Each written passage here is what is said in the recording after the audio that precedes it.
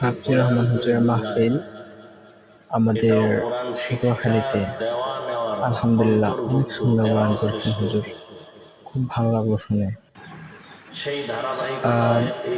আমাদের পটুয়াখালীতে হুজুরের মাহফিল, হুজুর খুব সুন্দর বয়ান করেছেন, শুনে খুব ভালো লাগলো। আপনারা শুনতে পারেন, আপনারা অনেক ভালো লাগবে ইনশাআল্লাহ।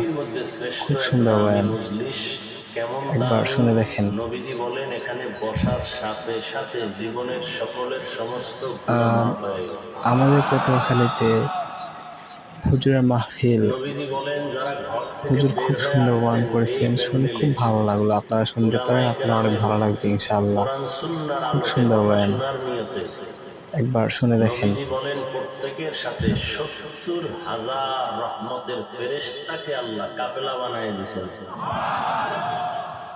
নবীজি বলেন এই মজলিসে বসে একটা দিনের কথা যদি মুখস্থ করতে পারেন, জানতে পারেন, ১০০ নফল রাকাত নামাজের সওয়াব আল্লাহ দিয়ে দিবেন। অনেকগুলো মাসআলা মাসাইল যদি শিখতে পারেন তাহলে ১০০০ রাকাত নফল নামাজের সওয়াব আল্লাহ দান করবেন।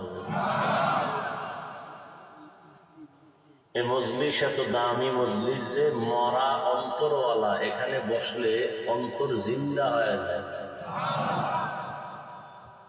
সবগুলোই রসুলের হাদিস।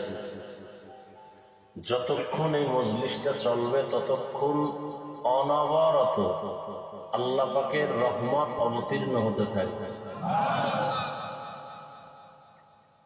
একজনের উপরে রহমত অবতীর্ণ হবে, কলবের দরজা খুলে যাবে, আল্লাহর কুদরতের নজর যদি লেগে যায় সবার অন্তরে না, কারো অন্তরে, তাহলে ময়দানের সবাই এর অংশীদার হিসাবে আল্লাহর কাছে দামি হয়ে যায়। এখানে আমরা বসছি, মাথা গণনা করা যাবে কত মানুষ, কিন্তু অন্তরের কালেকশন এটা সব একটার মধ্যে আর একটা ঢুকে আছে। যেমন আমার ডান পার্শ্বে একটা বাতি জ্বলে, বাম পার্শ্বে একটা বাতি, এভাবে অনেকগুলো বাতি এখানে আছে। তাহলে দুই খুঁটিতে কয়টা বাতি?